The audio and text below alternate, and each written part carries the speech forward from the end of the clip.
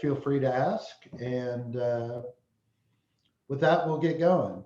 Um, what we're going to do today is we're going to kind of cover. I do a set of three MLS classes. I do one on basic searching, just to show you how the software works, how you can use it, how you can kind of enhance the searching that your clients are already doing through various different ways.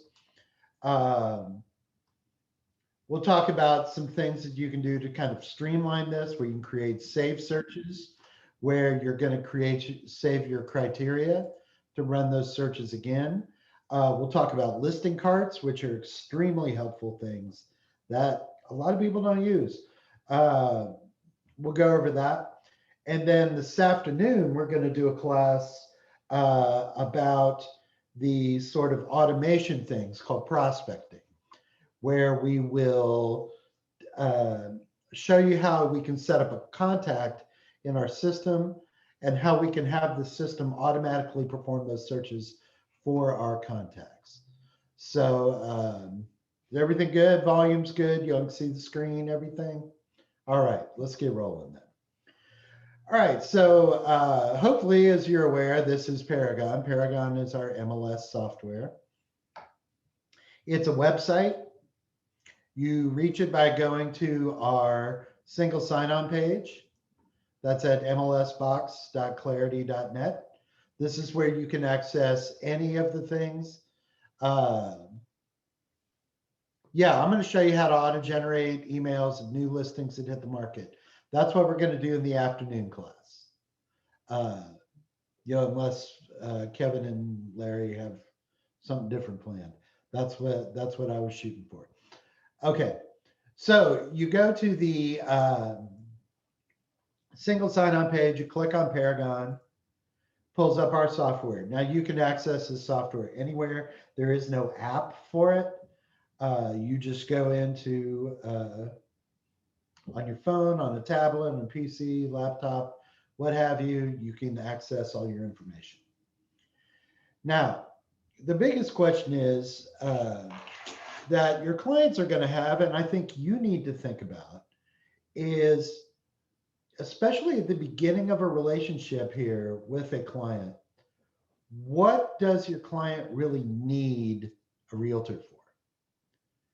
Because if you're not aware, they're not sure what they need a realtor for. They can already go to your company's website. They can go to Zillow. They can go to realtor.com. They can go a million different places, and they can search for listings, find listings, and they can pour over all the pictures, all the everything. They can organize all these things themselves a million different ways. They are not sure what they need you for. So if somebody would like to pipe in, especially at the beginning of the relationship, how do you address that? When your client is searching for a house, not when you're in the process of buying, because that's when it becomes very apparent why they need you. Why do they need you, the realtor, involved in helping them find a house? Anybody? We have to take their complicated and make it simple. That's true. The idea here is that, and you probably experienced this, that a lot of people, because they just look at real estate portals and stuff like that for fun, they all think that they might as well be a realtor. That's the attitude. I have a lot of friends that have told me that very same thing. Two of them I've told, yeah, you should be a realtor. The rest of them I told, you should not be a realtor. I don't need that headache. But what you're doing here is you are helping that client find the stuff they need, and you're doing it as an expert in the real estate market. They are not experts in the real estate market. A lot of times when they're doing a search, they're doing kind of a very focused search. They're looking for something in their friend's neighborhood. They're not really thinking about a big picture, the neighborhood. They're not thinking about the values of homes. They're not thinking about a lot of these things that you, as a real estate professional, are thinking about. So, part of what we'll cover today is how you can do kind of a deep search for properties to go beyond just looking at neighborhoods, number of beds, number of baths, square footage, and price. That's usually about as far as people go when they're doing searches. We're going to look how we can use all of the things in there, all the various ways, different strategies we can go about doing that. So, uh, what I'm going to use, if you've never seen it before, this is welcome to being able to really use your MLS. I'm going to go up here on the search button up here at the top. And here we've got a number of different search categories here. Each category, our listings can be in one of these classes: residential, lots and land, multifamily, commercial, rental, and we can do a multi-class search across all of them. Typically speaking, your client is going to be just looking for one of those type of things. It's very rare you're going to have a client that's like, I'm just looking to buy something. I don't care if it's a land, a duplex, they're going to look for something in specific. So I'm going to focus on residential listings because that's where the most of the work is done. And I'm going to show you how we can use this form to be able to search it. I'm also going to show you how to do map searches in here. This is a really handy way to be able to do these things. All right, so we click on residential. And it pulls up our residential search screen. We get this big number up here, 309,166. That is the number of residential listings that we have in our system. Now, that is including all the different statuses, everything going back about 10 years in our system. Nothing ever disappears from the MLS. They just change statuses. So what we're trying to do is we're trying to filter that number down so that we can give them a manageable number of listings to look at. The way we do that at the very beginning is I always start with status. It's the fourth one down. And I use that because it kind of determines what sort of transaction we're doing. Are we looking for stuff for a buyer? Are we looking for stuff, comps for a seller? What are we looking for? So if we go over here to the right-hand side of status, this magnifying glass, it's going to show us all of the different values that we can plug in for there. Now, we all know what active listings are. Active listings are going to be any listing that we can plug in there that's available for purchase right now. You can show up with a pillowcase full of money, buy this house. Contingent listings, these are ones that are active, but they are contingent on the sale of another property. Sold listings, specifically what we're talking about is things that have closed. They've gone to closing. The deal is completely finished. Sold is kind of tricky in the real estate world because a lot of people think that once they have contract on something, it's done. Well, that's not the case. We've all seen that things can go wrong, things can fall through, finances can fall through, whatever can happen. It's not done until it's done.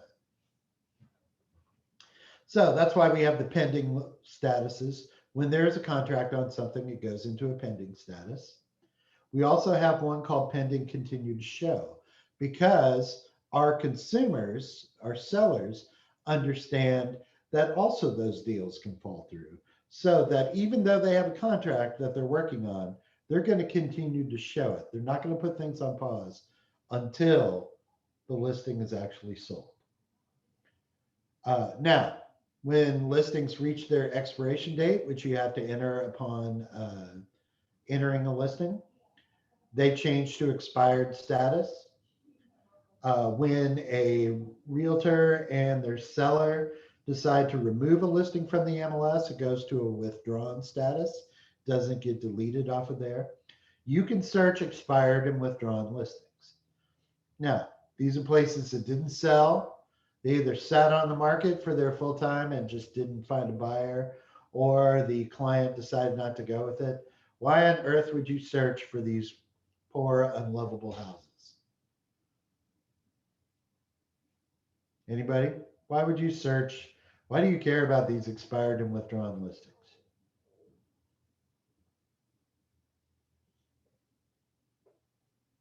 Kevin, you want to lay it on them why they should care about those? Or Larry, whoever? Well, they Yeah, can give an yeah, indication of what's not working. If you see prices that aren't selling and you look at conditions, you can do research and come up with some proposed idea of prices that don't work. Maybe they're too high or things like that. So there is value in knowing what doesn't sell. Absolutely. And as Julie said in the chat, these are potentials for clients. These are things that if somebody had a listing that would have expired 2 days ago, that doesn't mean they're not interested in selling their house. That means that whatever realtor was showing it for it couldn't get it sold. That Alex, maybe it's also, the price, maybe it's the, you know, condition of the house, maybe they didn't stage it right.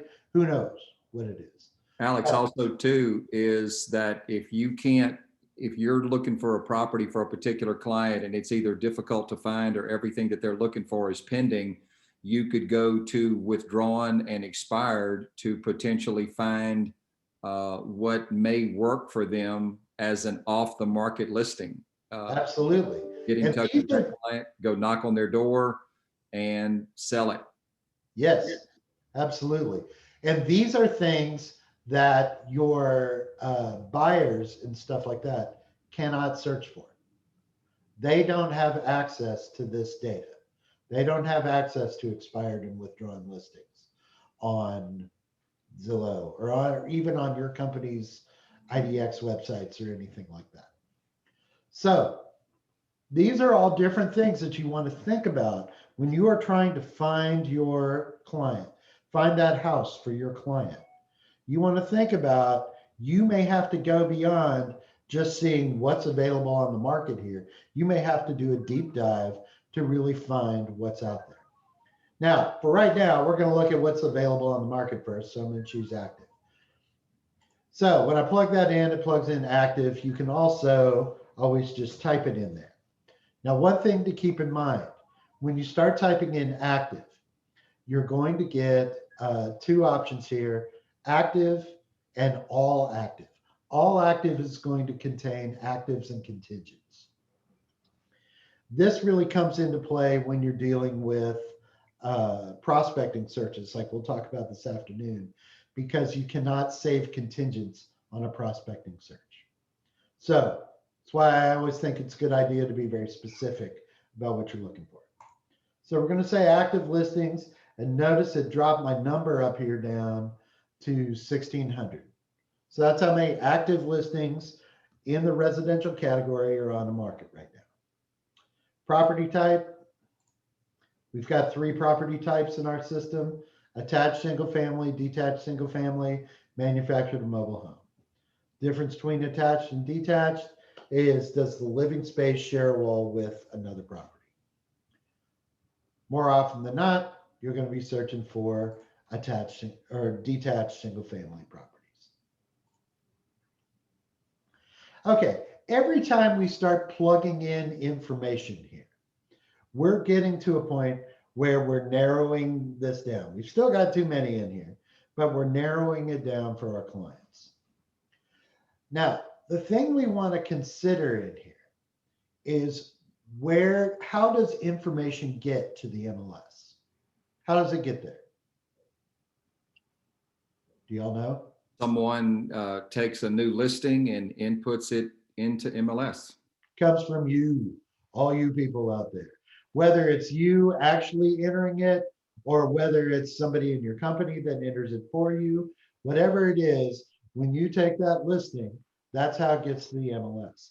And the information that gets into the MLS is based on that stuff on that listing agreement, on that input sheet that you plug in. So all of those things that are on that input sheet, that's what feeds into the MLS. Now, we don't have any overriding authority that goes back and checks to make sure you didn't miss something or that you didn't say something incorrectly. Now, we have people who issue corrections all the time who will do that. Your seller has to sign off on those things, but the seller, as you well know, doesn't always read all the paperwork. So let me show you an example of how you want to be careful based on the information in here. Let's say that my client that I'm searching for these houses for, say they want a garden home.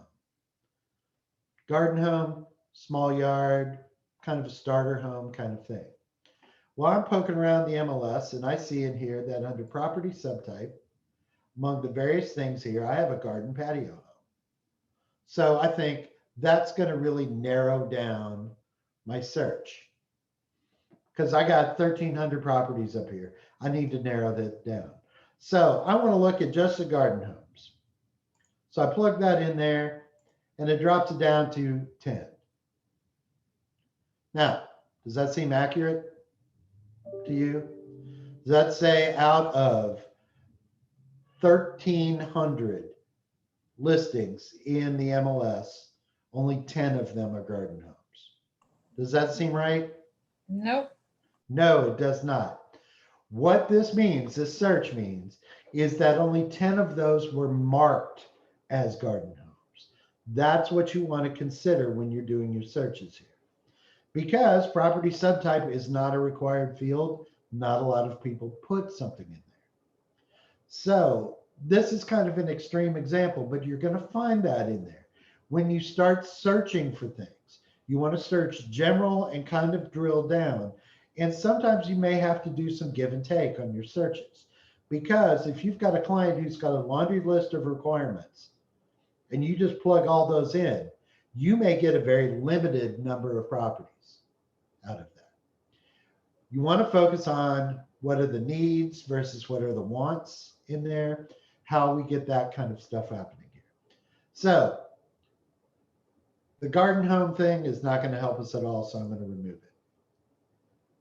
Now, what I need to do is I need to narrow this down as to where they're searching for. And area is usually where we start. Now, we break up our MLS jurisdiction into areas. Now, we cover 10 parish area.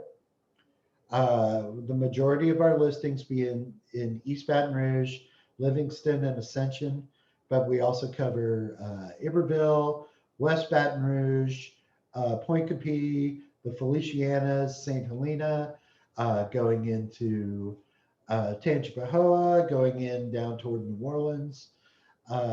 Those kind of things are in our currently. That's the information that's going to be in our MLS. So if you're not sure of what the areas are, let me show you how you can find it on the map. See up here where it says criteria, map search, and run search? If I go to my map search, what it's going to do is it's going to load a map up. It's going to center it on where my office location is. And it's going to kind of expand it to show here's where all the listings are. Each one of these big numbers is saying 775 of those listings are in Baton Rouge, 36 are over here, 48 are up here, so on and so forth. And as I zoom in, those numbers get a little more specific. Now, what I want to do is I want to see the areas on here. So I can go up here to this overlays right here where it says map layers. Click on that and I'm going to hit MLS area.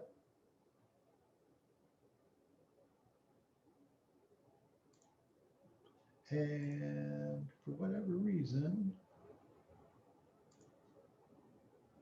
okay. Let me do this again. Okay, I'll open this up. There's supposed to be a label here. It's going to show you the labels on these areas. Okay, I'm going to have to check that out. There's supposed to be a label here. Does it show up when you zoom out? Click that button next to MLS areas. Yeah, see, there is no button here. There's supposed to be a button here.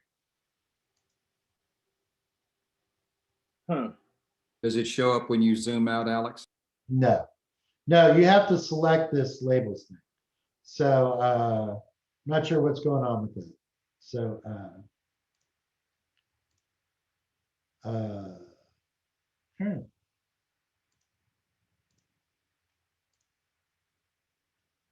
Okay, I'm gonna have to check that out. Normally it shows you a layers thing here so you can see the individual MLS areas. Let me do this again. Let's see if maybe it just didn't load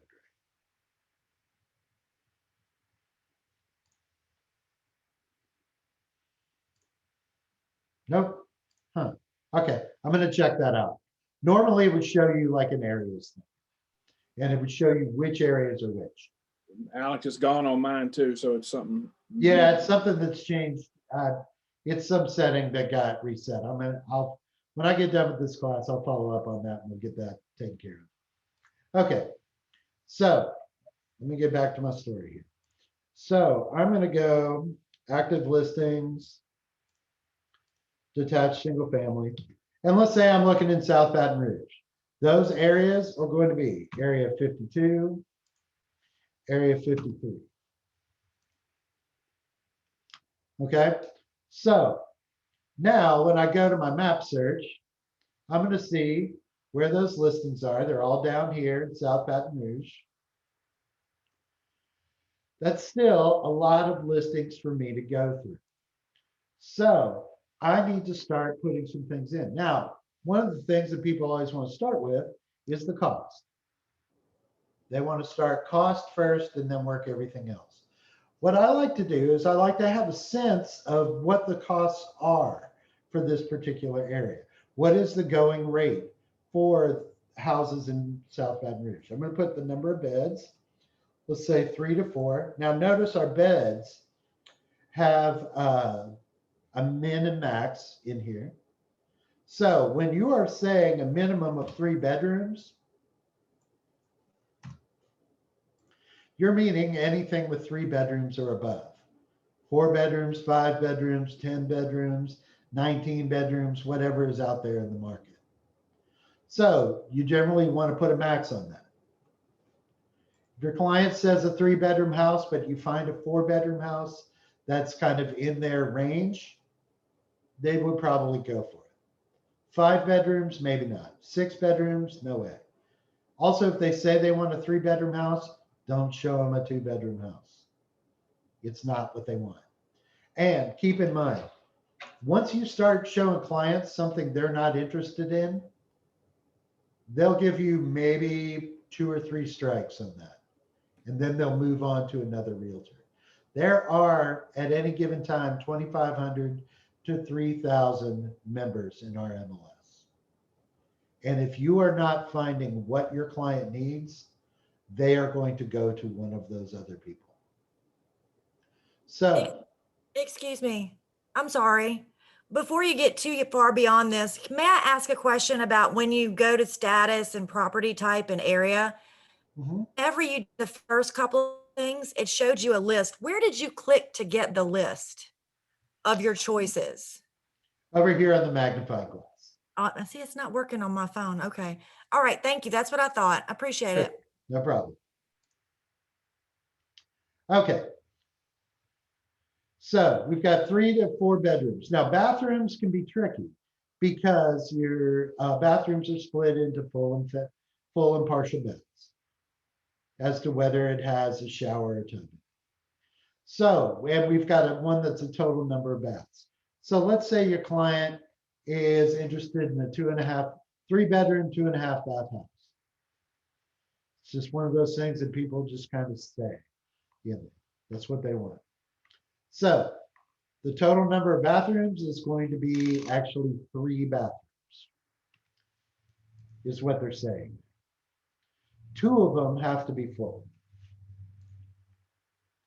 They want 1 bathroom for them, 1 for their grubby kids out there. All right. So how many of those bathrooms, when your client is saying a 2.5 bath house, how many of those bathrooms have to be a partial bath? Does it? Does it? Let's say you're right. Let's say it does. Let's say it has to be a partial bath. I got 116 listings up here, and they are determined they need to have that partial bath. It was written in stone that they want that partial bath. Okay. That knocked about half of those off the market. So think about it like this. If they say 2.5 baths and I show them a place with 3 bathrooms, are they going to start pulling their hair out and going like, oh, I got to take that bathtub out now. I got to wall in that shower. No, don't be crazy.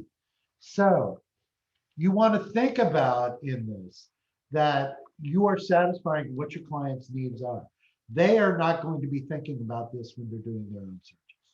They're going to be pinpointing exactly what it is they're looking at. Your job is to narrow down everything that's available into stuff that might work for them. So I'm gonna leave it at that. Okay, I don't know my prices yet. I don't really know what houses go for in South Baton Rouge like that. So what I want to do is I want to get some stats for me to run off of. And the easiest way to do that is I can go ahead and do my search here.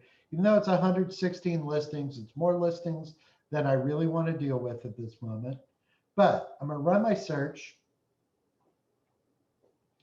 And here, I'm going to see these stats up here. Now, my high value is $7.9 million. My low value is 269. That's quite a range.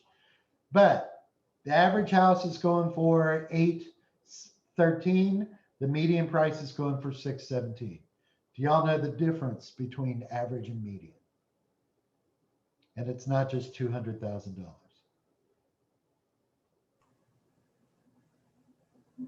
Somebody want to jump in with that? Nicole? Average is just taking all the prices and adding them together and dividing by the number of houses. Correcto. What is how do you get a median?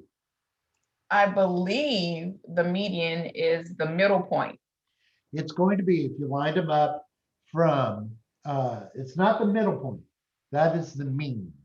The median is going to be if you line up everything from cheapest to most expensive and find the middle guy in line and what his price is. So it's not the midpoint between the low price and the high price. It's the price of the middle house in line. Does that make sense? Yeah, I guess I Okay. did right. So, well, and it's an important difference, and it's not something that I found that every realtor understands out there, because average can be skewed by really cheap properties or really high properties. For instance, because these are being added by all this in here, and these are sorted by price here, we're seeing that most of these prices are going to be in the 600,000 range, somewhere in there. But we have a couple of high price properties here, down here in the $1 million range. And we've got one up here somewhere that is a $7 million house. That is going to drastically skew your average. So what we want to do here is we want to look at the median. The median is going to be the general number in here. So if my client is looking for a house in South Baton Rouge, their price is going to be somewhere in the $600,000 range. So let's say our client, let's say that they are looking to spend $650,000. That's their budget you're going for. What's the range of prices? I'm going to put it 0 to 650,000. No. No. Why not? They got 650,000. They could afford that $269,000 house in there. That range is too wide. That range is too wide. If my client is looking to spend $650,000, I want to find something they can spend their money on, because I don't know if you guys realize this. You guys get paid on commission. And that commission is based on the sale price of that house. I say that because I encounter a lot of realtors that I'm not sure they understand that they work on commission. But all right, so what's our range? Somebody give me a range here. Alex, I would go maybe 500 to 650. Okay. Now, are you going to stop at 650? It might be a while since Kevin sold a house. I don't know if you know that you can negotiate those prices down. So if they have $650,000 to spend, I might go a little over. I might go 675 because we might be able to negotiate those houses down. And I'm going to show you when we start looking at results, how we can kind of determine how negotiable is a client going to be on something. So I'm going to say 500 to 675 in here. All right. Now what it's doing, it's kind of figuring out, I got 37 houses in here. Starting to get down to a realistic number that I can deal with in here. I'm going to go look at what we're talking about. Now, before I just start willy-nilly sending people listings, I want to kind of gather stuff so I can find like what's the 5 to 7 listings that are really going to be the money ones I'm going to send to my client. Because if I just start sending stuff to clients, we are going to bombard them with things. And remember what I said at first, they give you about 3 strikes. If I sent all 37 listings here to this client and they looked at the first one and didn't like it, they'll look at the second one. They'll look at the second one and didn't like it. They might look at the third one. They didn't like that. You know what they do with the fourth one? Find another realtor. That's what they do with the fourth one. Because you're wasting their time. That is the world we live in. We live in a place where people buy their shoes online. We live in a place where people get their toilet paper delivered to their door and they have it automatically set up so they don't need to be bothered for that. That's the world we live in. People assume that buying a house is going to be that simple. So we do not want to waste our clients' time. We want to zero in. We want to kind of take the time to find the stuff our clients like. Now, here in the, when we do our search results, we've got the spreadsheet and we've got a lot of information just right here on this spreadsheet. Let me ask this. What is the most important piece of information you upload to a listing? The absolute most important of all the things that you load up on a listing. What is the most important thing you put up there? The thing that's going to draw a client in, it's going to draw buyers, it's going to draw other realtors. The first photo. Pictures? The first photo. That is right. The first photo. It's more important than price. It's more important than location. It's more important than address. It's more important than any of that stuff. The first photo is what people are going to make their decision based on. They are going to decide whether this house is something they're interested in. So let's take this one on Borough Road. It's kind of right, it's kind of the low end of my things. I'm going to look at this. Is this a kind of house that my client can imagine themselves in? Now, part of this is getting to know your client. Instead of just kind of shooting in the dark, hoping to send them just a bunch of stuff and see what sticks, get to know your client, interview your client. Tell them you're serious about this, about finding them the right house.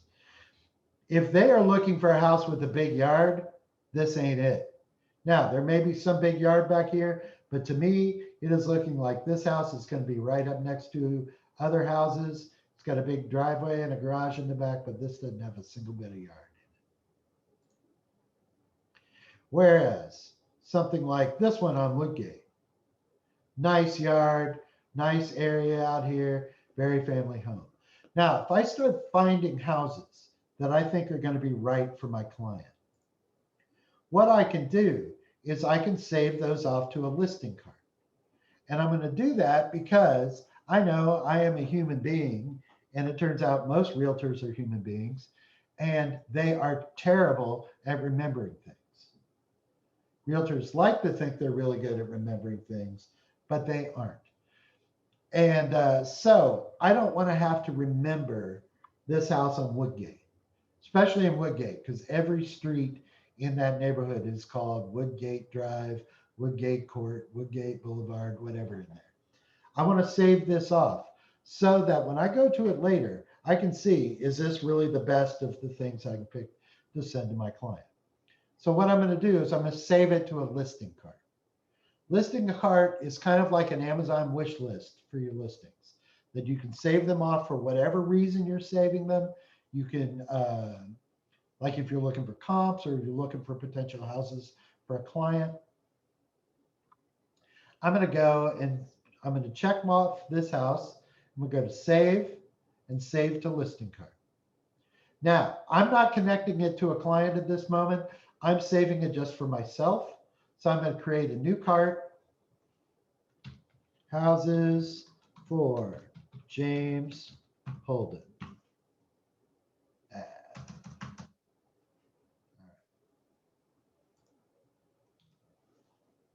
That's what I'm going to call my cart. We can create any number of listing carts that we have out here.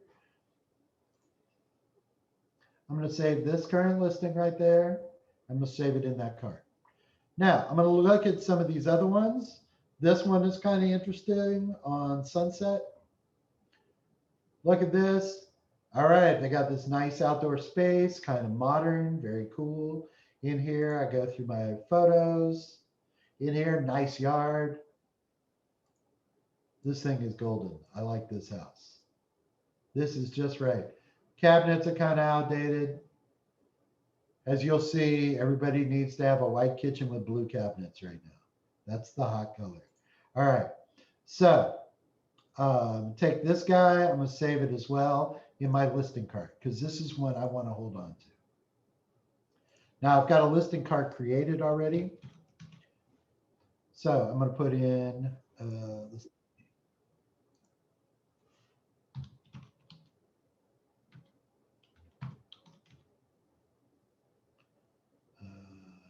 Why do I get two of them? Houses for? Okay. Let me go in here and look at something real quick. Looks like I had this listing card already. Okay, I'm going to take this one out. Delete it. Okay. Sorry about that. It's from an example I was using the other day. All right.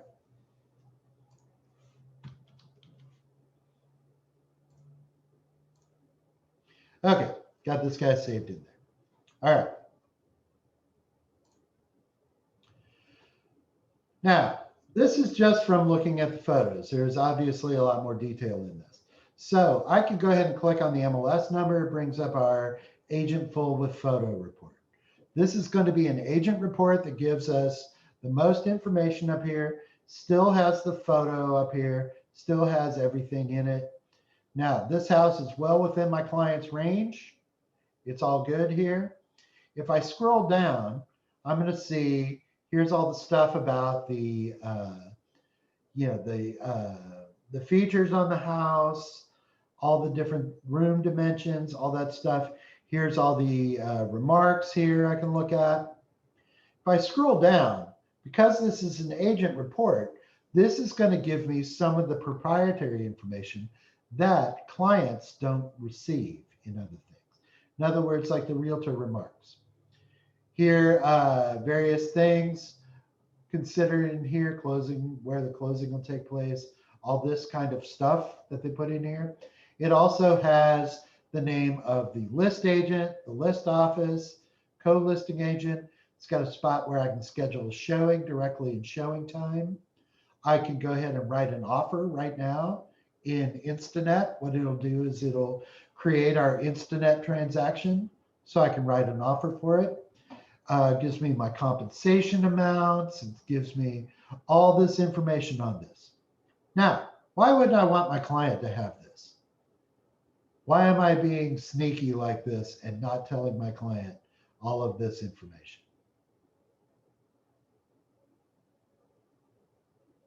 Anybody?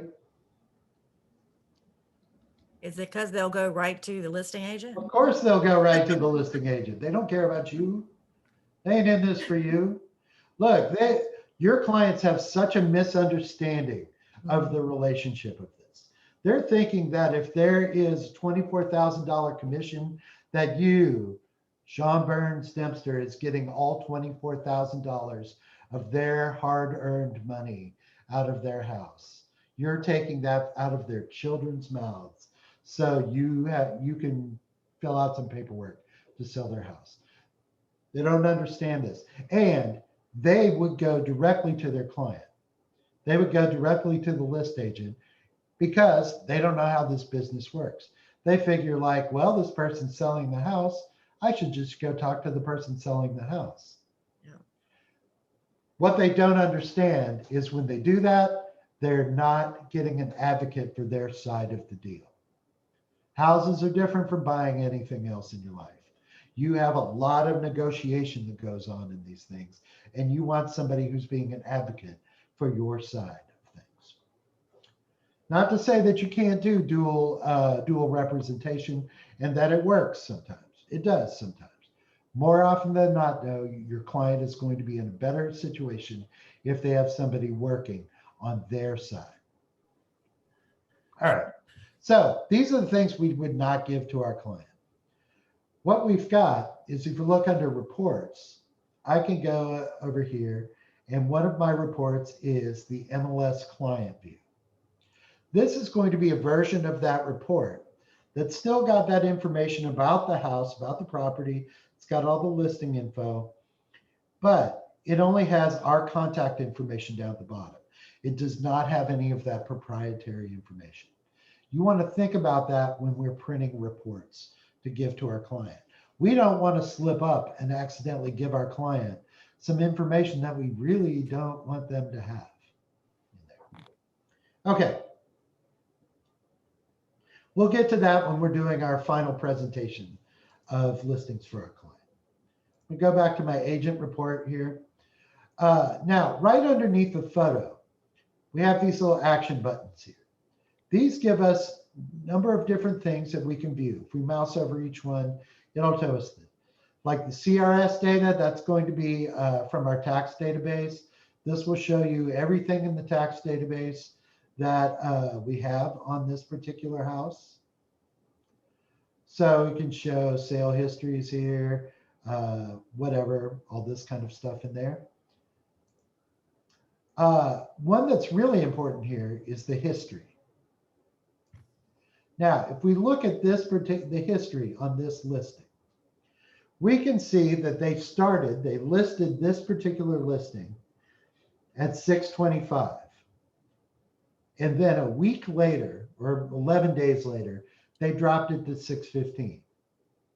Then about 2 weeks later further, they dropped it to 599. What is that going to tell you? They want to sell it. They want to sell it, and they are negotiable. If you look at the history on a house and they listed it 6 months ago and they have not dropped the price at all, you do not have somebody who's dying to sell this house. You can use the history in helping to determine your strategy on how to approach this client. That if you have this house for $599, you can probably get them down on price in this. All right. Other things you can look up here. This is going to create just a quick CMA. It's not a very good CMA on this. Here we can view the documents. Here we can schedule a showing.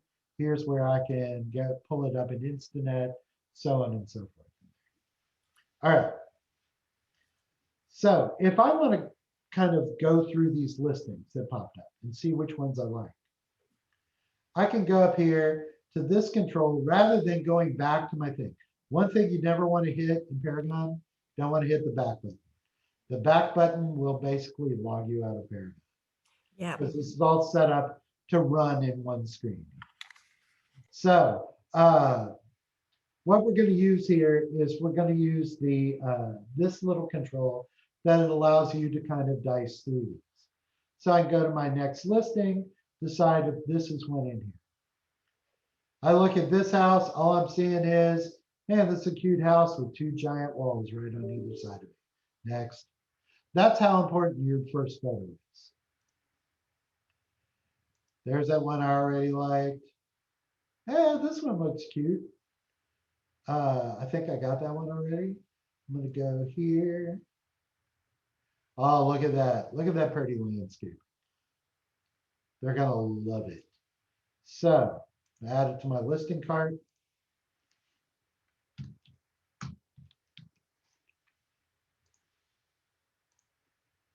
Save it in. As I find listings, I want to put them in this listing card so I don't have to remember. I don't have to recall what the good listings are. Don't write them down on a piece of paper. Don't put a post-it note. Don't think you're going to remember these addresses because you ain't gonna. So just save them in. All right, I can go through my listings, so on and so forth. I can go here and cherry pick each one. But this is a lot of work. What I want to do now is I want to kind of drill down into this. I'm going to save this search then, because this is a useful search. This is at least a very good starting place for people who are looking for 3-bedroom, 3-bath houses in South Baton Rouge. So I'm going to save this search. And I'm going to call it 3-bedroom, 3-bath, South BR.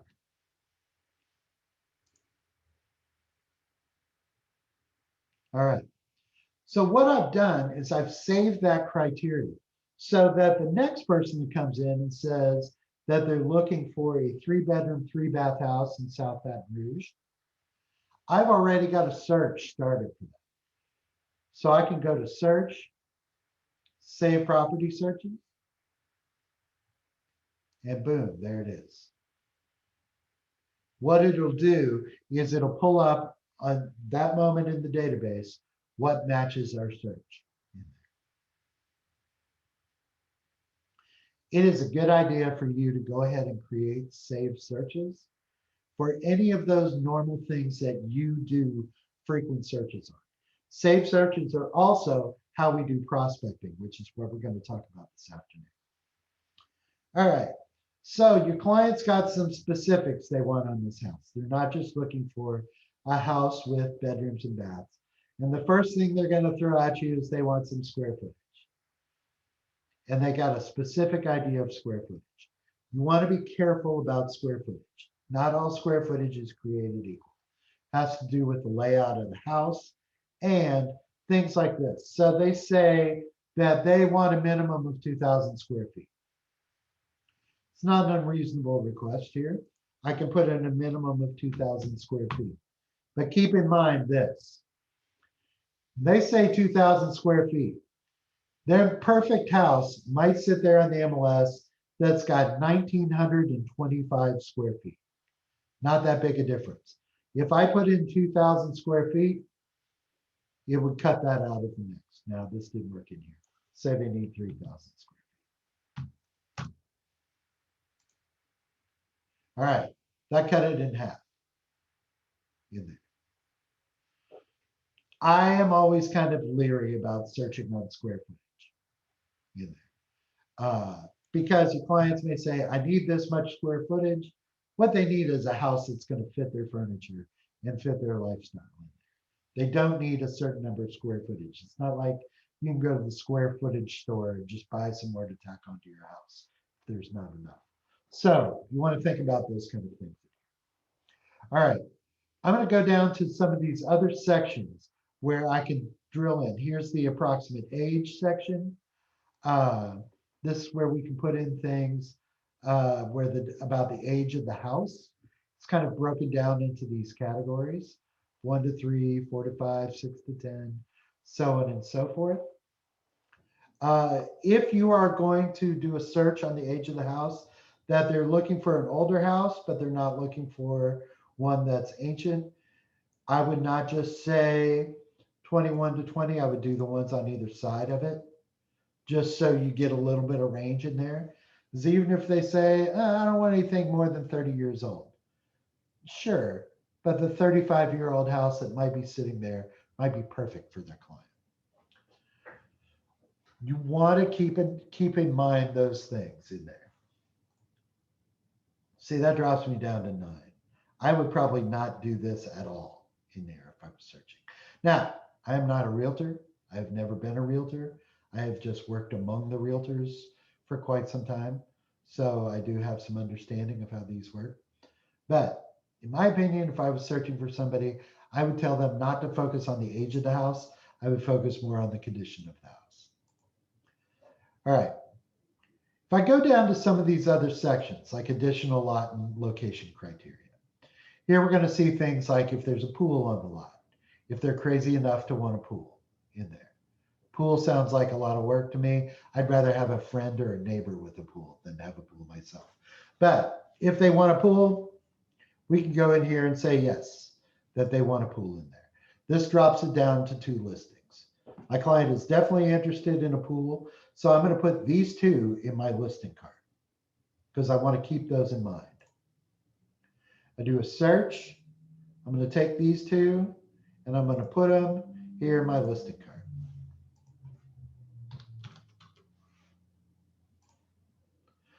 Now, I know somebody's about to ask, where do we see what's in our listing card? Don't worry about it. I'm going to show it to you here in a minute. Okay. Oh, I closed my damn search. Here we go. Let me pull this back up and okay. So this was on the pool online. Now we only found 2 houses out there with pools. So that may have to not be a deal killer for them unless they want one of those 2 houses in there. People always want school system, especially if they're looking for things like the Baker School District or the Dutchtown School District. Unfortunately, the way school district works in our system is only going to be the parish school district. We do not have an accurate way for us to search Dutchtown School District. Now, I know that there is a map that Dutchtown provides. We have found that that map is not accurate, that there are plenty of people outside of that coverage area that end up in the Dutchtown School District. So that's why we don't provide it here. Various other things under additional lot and location criteria, things like if they want to be in the city, if they want to be in a certain zip code, things like the amount of street frontage, if that's a concern for your client, although that doesn't really come up a whole lot. Things like if you're looking for a rural client in particular, if they're looking for a certain amount of acreage. Now, in these 2 areas in South Baton Rouge, you're not going to find a whole lot of acreage with properties, but you can search based on that there. You can also search on square foot criteria, upper and lower square foot. Lower is going to be how much square foot is in the bottom floor of the house, understanding that most houses in Baton Rouge are single-story houses. How much is in the upper floor? Look at list price per square foot, sold price, approximate square foot, all of these various things in here. You want to be careful with list price per square foot because, in the last 5 years that clients have gotten really accustomed to reading real estate listings from wherever they get them from. A lot of times it'll show price per square foot. And they have an idea in their mind that price per square foot is the magic number for them. Price per square foot is something that's really useful for us in helping us to price houses. It's not really that useful to a buyer in there. I have a friend who her house has been on the market for ages because she has decided she is not going below a certain price per square foot. That it would be unseemly to do that. I think that's the actual word she used. I told her that you are crazy because your house is obviously not selling because it's overpriced. And that price per square foot is an arbitrary fraction of your selling price divided by the square foot of your house. It is not a reflection on your character or anything like that. So that's why I would be hesitant to really start doing some searching on price per square foot, unless that's something that's real important to your client. Things that are more important here that are going to affect your clients' lives more are things like if there's how much covered porch there is, how much garage, how much storage there is, things like that. You can plug those kind of square footages in there. If you want to know if there's any storage in there, just put at least one in there for square footage. This means that there is at least some square footage for storage in this. Now, is that saying that there in those other houses there is absolutely no storage? No, that's crazy. But if your client is saying, no, I at least need a room for storage, you might want to put, okay, what out there has 100 square feet designated for storage? Things like that. All right. Another thing that's really useful to you is the dates criteria. This is when you're trying to pinpoint what are the houses that are really going to most likely work for your client. And the big one that you're going to look at is the input date, or actually the listing date. The listing date is going to be when it went on the market.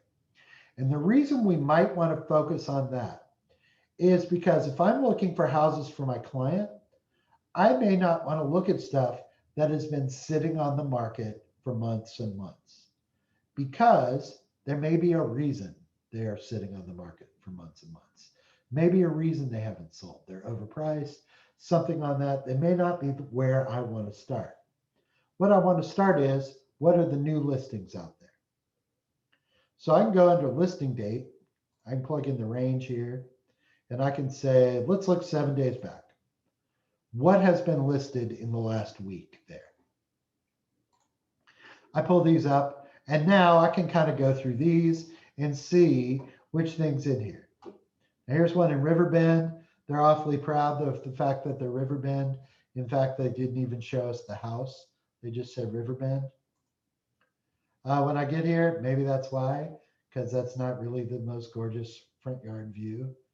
I mean, it's just saying like, yes, the house is made of bricks and has a driveway, but it's not, you know. Keep showing me that Riverbend, why don't you? Now, I might have shown this. This is a nice living room, very contemporary, very conservative. You know, it's not all white walls and showroom, but it's a nice living room in here. These kind of things I might have shown in here. Nice big kitchen. Very cool. They did some good staging. They got the place for your Peloton bike. That's going to be the big thing in staging. Put a Peloton bike in there. All right. These various things, I might decide that this is a good one for my client. Save it off to my listing card.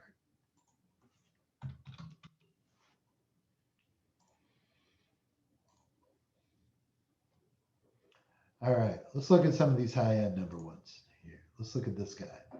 Now, this one's, I mean, it's a nice big house. Maybe not the prettiest thing I've ever seen out there. A lot of yard.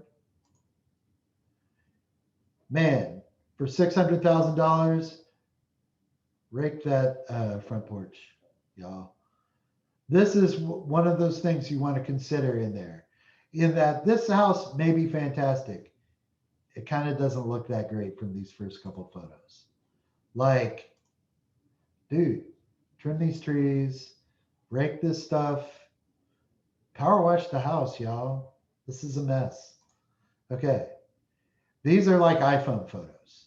You can tell because they're all kind of blurry and gross. Hire a photographer. They will do you a favor. They will, the $150 you'll spend on a photographer, you will get more than that back in your commission. All right. So I'm going to just skip that house because it's too ugly. Okay. This one, and not that into it.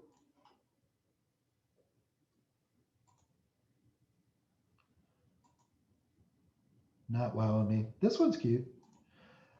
Notice I'm always looking at the photos. That is what other realtors and what other clients are going to look at. Yeah. All right. We have a photographer for you. Photos and a video, $99 each. Hire a photographer. I cannot stress that enough on this. That is going to be the houses that sell. Okay. They didn't really show me a whole lot about this one.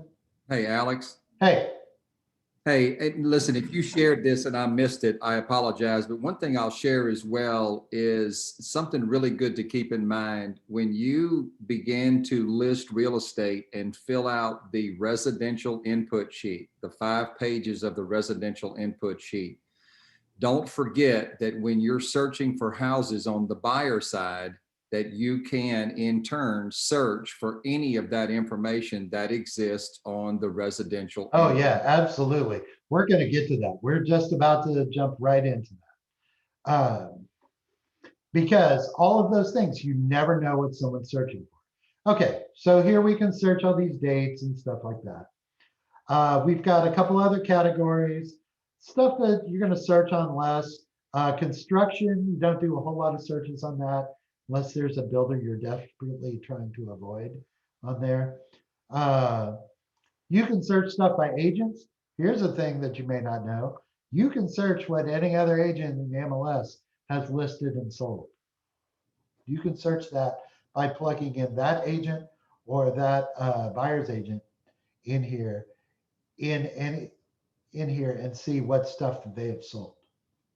This is helpful at the end of the year when you're in a panic and Kevin's wanting your stats and you haven't been keeping up with your stuff, that you're like, I need to know how much inventory I've listed.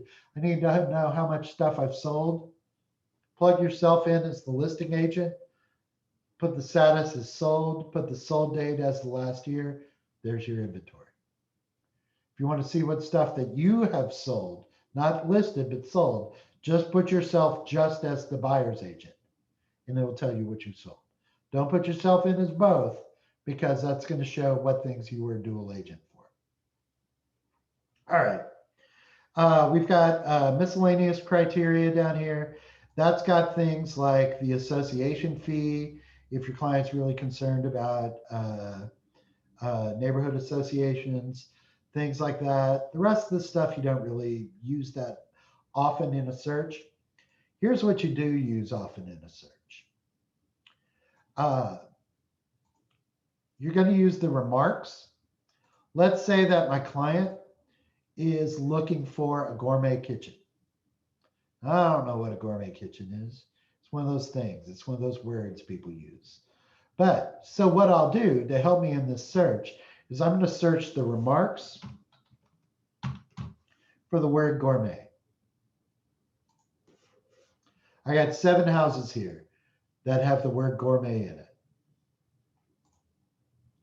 I'm going to pull those up. I'm going to look at these places and let's see what a gourmet kitchen looks like. I'm just going to do one here because I see we're getting close on time. Okay. Come on now.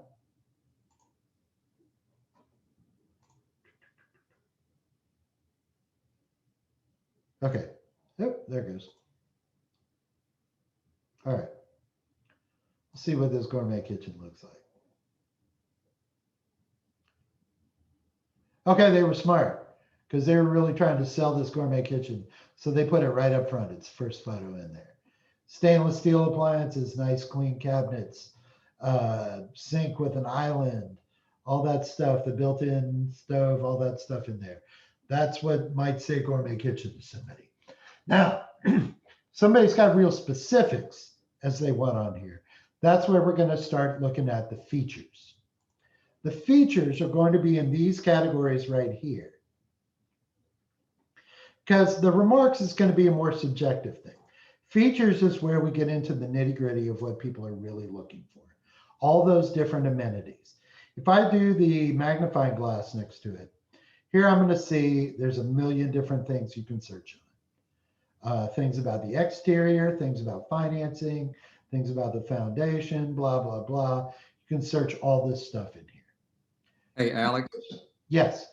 I know you're probably on a PC, but on my Mac, I can enlarge my screen. Would it be possible for you to make your what we're viewing, would it be possible for you to make that larger? This little pop-up thing? No, on our view screen, your MLS search criteria is actually about half the screen. Is there any? Oh, okay. Yeah. One sec.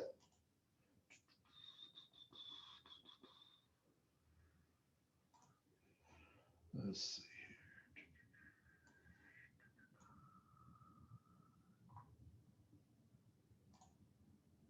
Let's do.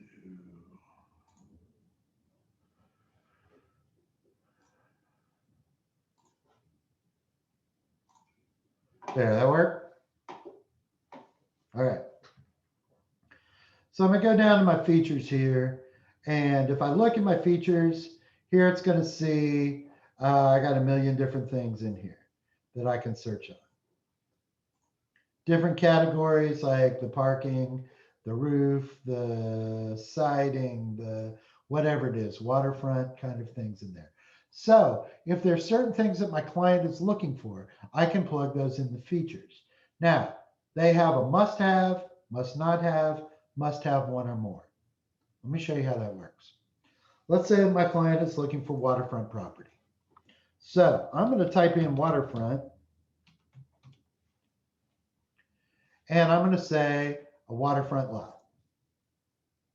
Now, I'm only finding one thing in South Baton Rouge with a waterfront lot that meets their other criteria in there. They may have to give up on waterfront lot unless they buy this house. But I'm going to search it. And I'm going to put this guy, because they want waterfront, I'm going to put it in the listing card.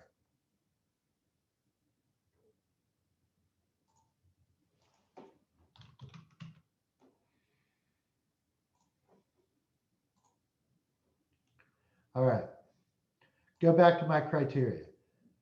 I was like, okay, there's only one place with the waterfront. We'll look at it. What other things are you interested in? Well, they really want granite countertops. Whatever your grandma used to cook on, it's no good anymore. You got to have granite countertops. Oh, we can search by that. Show me the stuff that's got granite countertops. Now, I might ask them, is there anything in particular that you do not want? They might say, I do not want carpet. Now, 15 years ago, everything was carpeted. When I was growing up, we had carpet in the bathroom. We had carpet everywhere. Now, nobody wants carpet. So I'm going to put carpet as a thing that it must not have. Okay.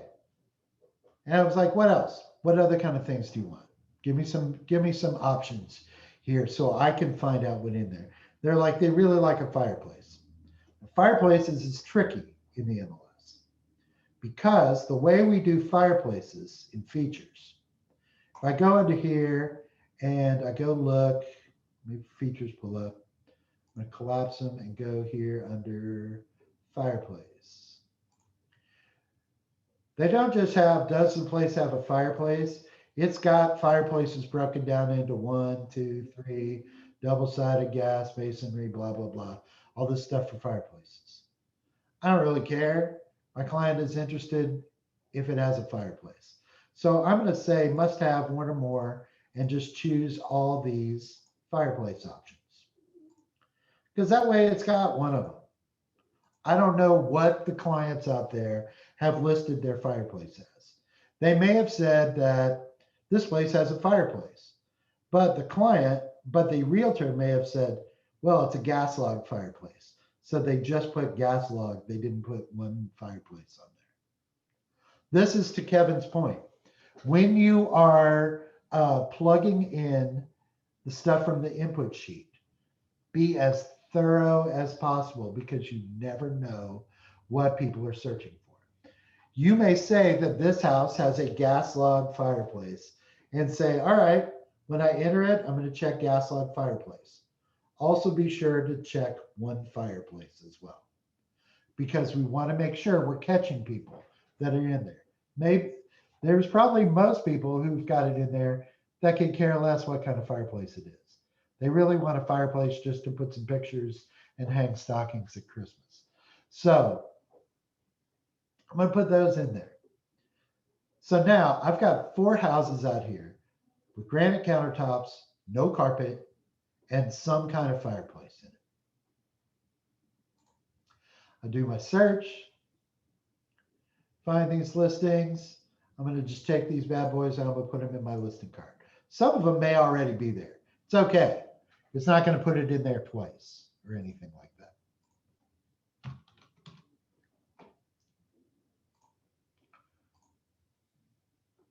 Okay. Now, let me show you how we can do this using the map in here. We've kind of looked at all the different criteria. Now my client is wondering, and I'm wondering, my client is super focused on South Baton Rouge. What they're not considering is, what if we find a very similar house that's got the same kind of amenities, the same kind of stuff that they want in there? Let's say in the triangle between the 2 interstates, between the Split and Highland Jones Creek Road. That may be a part of town that they haven't considered, but a lot of people, Broadmoor is the next hot area. If I judge that by all of my friends that are moving from Mid-City and Spanish Town out to places in Broadmoor, because they can get a big old place for the same price. So let's look at those areas out there. I'm going to show you how to do that using the map. What I'm going to do is I'm going to take off my area right here, and I'm going to go to a map search. Now, what I want to do is now the map is just a Google map. You've all used Google Maps before. So I'm going to center my map here so I can kind of see the total area I'm looking at. So like down here somewhere is Highland, over here's Jones Creek, here's the Split. What I want to look at is I want to look at this area in this kind of triangle here.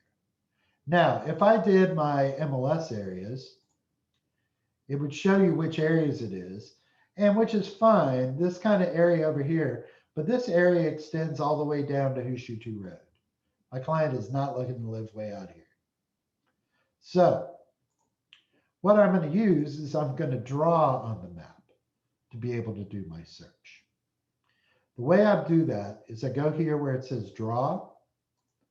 Now I'm going to draw a shape, which is my polygon. That just means a shape. And I'm going to click on it. And now my cursor becomes this little plus sign. I'm going to put it at the corners of the shape I'm searching on. Right here at the Split. I'm going to go up here to Jones Creek Road, kind of click here, go down here around Highland someplace, go right here. Okay, now it did not find any search results in that area matching all my criteria. So I'm going to adjust some of this. Let me see what the deal is. My expectation is that the prices are going to be lower out here. So let me take out my maximum price here. Or I'm sorry, take out my minimum price here.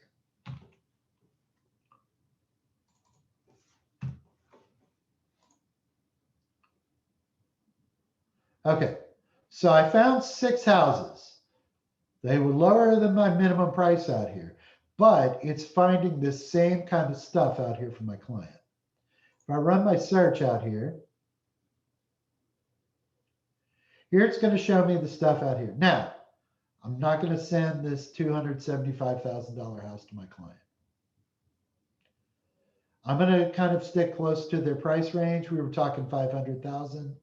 This guy is just $1 short of my $500,000 price range. So what I might do is I might take this one. I'm going to look at it. Now I kind of love this property because it is nuts.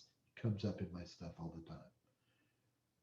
It's got a big selling point, a lot of acreage out here, and it's got horses. I love this place. That I'm going to add this to my cart on here. Because it's always a good idea to have those things. There are those things that your client is specifically looking for, and then some things that might kind of expand their idea of what they're looking for, that show them there are some other options out there that they may not have considered. Because this is going to help you show your client, one, that you're doing your job, that you're listening to them, that you're finding stuff, and that you're also using your knowledge of the market, whether it's actual real knowledge or you're just faking it for them, but that you've got this out here and that you are providing them options for a house that's going to be right for them. Let me show you how to do the map searching in. I'm going to go in, I'm going to delete this map here. Let's say that they're looking out here, Old Jefferson, Shenandoah, they want to look out in this area.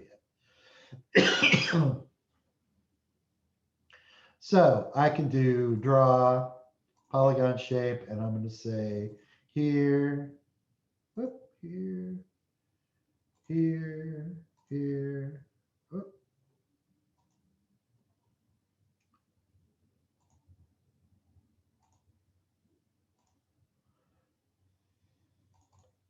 Okay, so we're looking in kind of this area to see what's out there.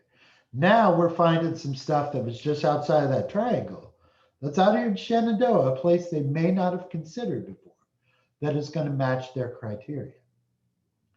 So if I run that search and look at what's popped up for these houses out here, I might find a couple like perfect places for my client that they had not considered. May not have considered out here, White Oak Landing, this place at like out here. I'm gonna just tack these in here. It's a good idea to use these map searches to help find your client stuff in there. All right. So we've saved off a bunch of listings that we've done searches a number of different ways out there for clients.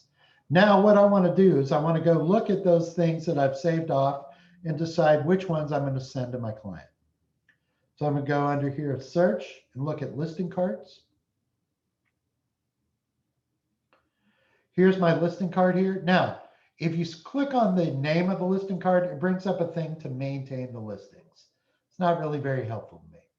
What I'm going to look at is I want to look at the number of listings. If I click this, it opens them up in a spreadsheet view. So now I can go in and start looking at what are the initial ones I'm going to send to my client. Now, these are things I've saved up there. Now, my client has said they want to be, what was it? It was like 500 to 600,000. I'm going to put the stuff in there because my mind's on my money. I'm going to take these top 5 right here in their top of their price range. Now, you may want to talk to your broker or your team leader about this, about what is the strategy for doing this. Everybody's going to develop their own strategies. What I would not do is I would not send immediately all 13 listings to my client, very first off. Because like I said, if you're getting those things that where your client's just not interested in it and they've got a bunch to go through, they're going to lose interest. We want to feed them a few there, and we kind of want to manage this so we're seeing, look at these and tell me if this is the kind of thing you're interested in. If not, tell me what's up and I will adjust that search. We'll get you in the right house. So what I can do is I can email them to my client. There's a couple different ways that we can email things. The best way to do it is to send this collaboration link. This is going to be similar to the collaboration center we'll talk about this afternoon in the prospecting class. But the collaboration link is going to be kind of a web link. It works good on a phone, works good on a browser in there. Compose my email. I'm going to put in their address. I'm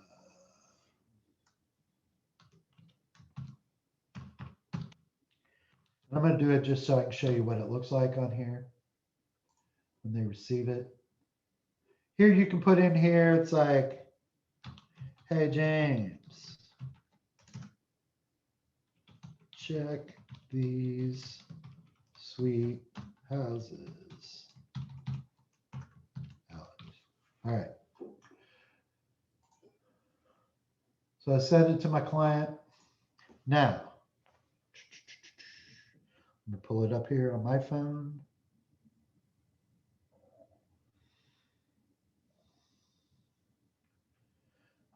Okay, so what you're gonna see here, let's see, where's my thing here? Okay, so you're gonna see the message on there. When they click on that, it's gonna open up a collaboration link that's gonna show them those houses in here. I know it looks backwards on my phone, but this where they can go in and they can view the details on this. Open up. All right. Can I say something? Yes, It's a good idea to copy yourself on the email absolutely. so you can see what your client is seeing. Absolutely.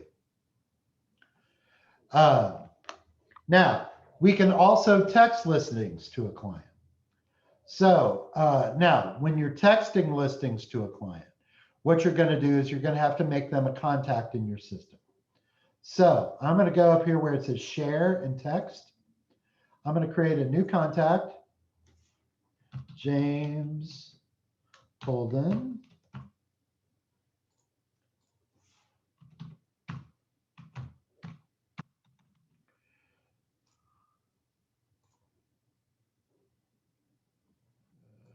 Oh, duh.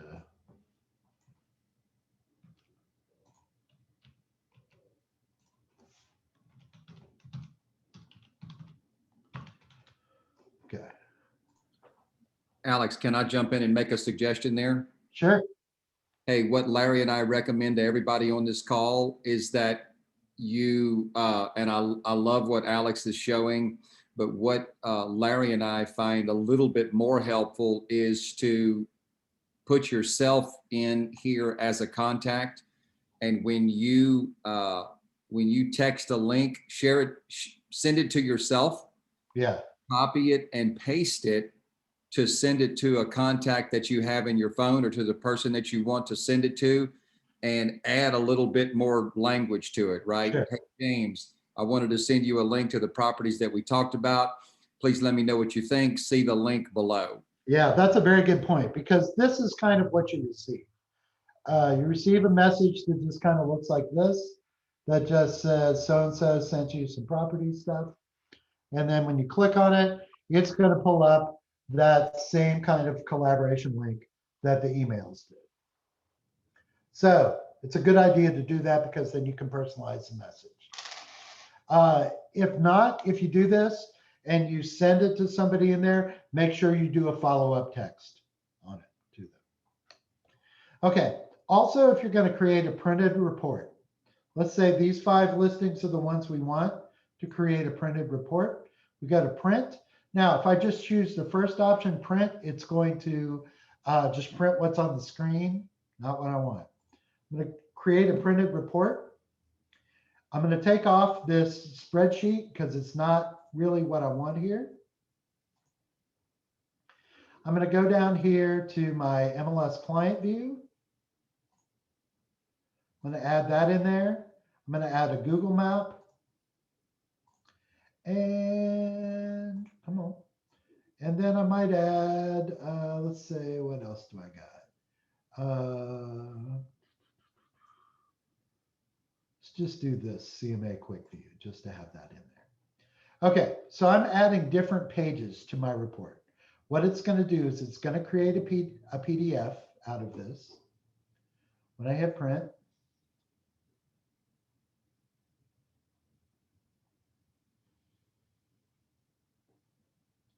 so it creates a PDF out of that information.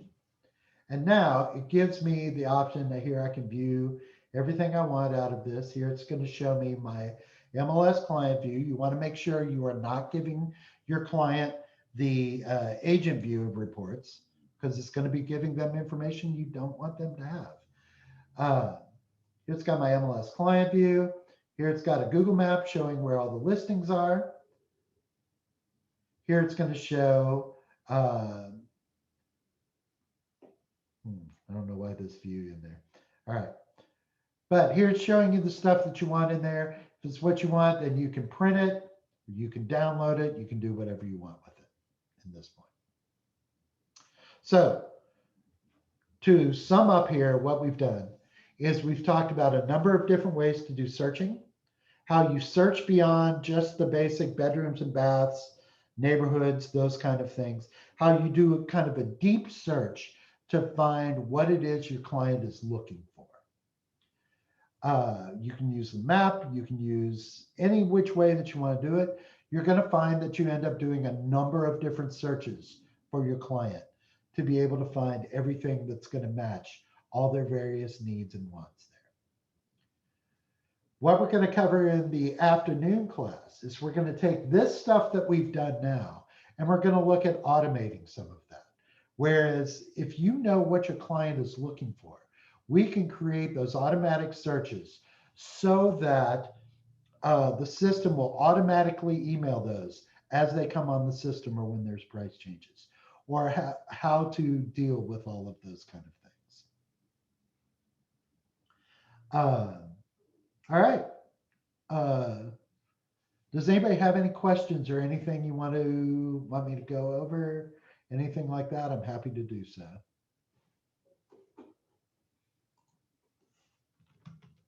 I'm going to put my contact info up here.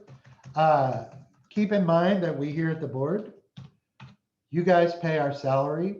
This is exactly what we are here for. We are here to help you be successful. And it's not just like sales talk saying that our success hinges on your success. It absolutely does. It is in our best interest for you to be successful realtors. So I'm going to put my contact info up there. You can reach out to me, put my direct number, my email. Alex, I want to jump in. Man, I tell you, I've known you for years. I learned something every single time.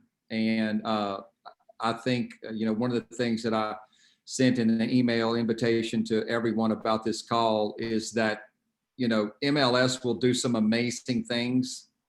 You just have to know how to tell it to do it. It's in there. You just have to know how to tell it to do it. So Absolutely. I very much appreciate you, man. You have a servant's heart, and just grateful for you imparting some knowledge. And so any questions or final thoughts from anybody on the call for Alex before we wrap? No. Okay. No, thank you. Thank you so much. That was absolutely fantastic, Alex. Good. Hope you find it useful. Yep. My That's great. advice is to play with it. Don't wait till you have an actual listing or an actual client in there. Play with it. Learn how to use it, especially when we talk about prospecting this afternoon. So, and hit me up if you have any questions. I'm happy to help. I will see y'all this afternoon, and y'all have a good one. Thank you. Thanks, Alex. Thanks All again. right. You. Bye.